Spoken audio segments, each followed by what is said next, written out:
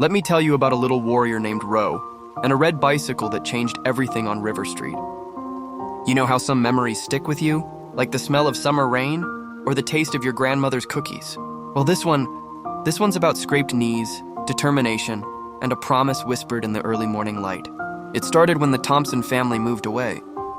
They left behind this small red bicycle, leaning against their fence like a forgotten dream.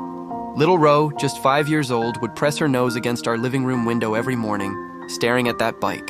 Her eyes held a mix of fear and longing that only a child can truly express. "Mama," she said one day, her voice barely a whisper, "I want to ride it without the training wheels." Her tiny fingers were twisted in her shirt, but her chin was held high. That's my Ro, scared but brave, small but mighty. The next few weeks became a symphony of attempts and falls. The cracked sidewalks of River Street became her battleground.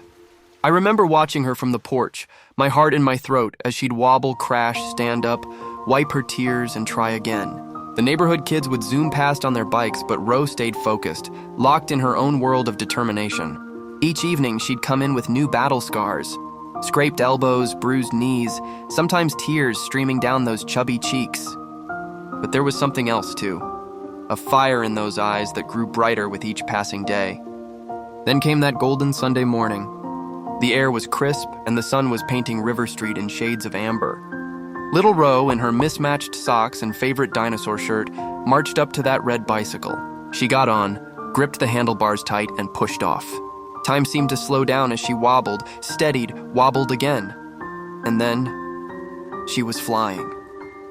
Down River Street she went, her giggles carried by the wind, her hair streaming behind her like a victory flag.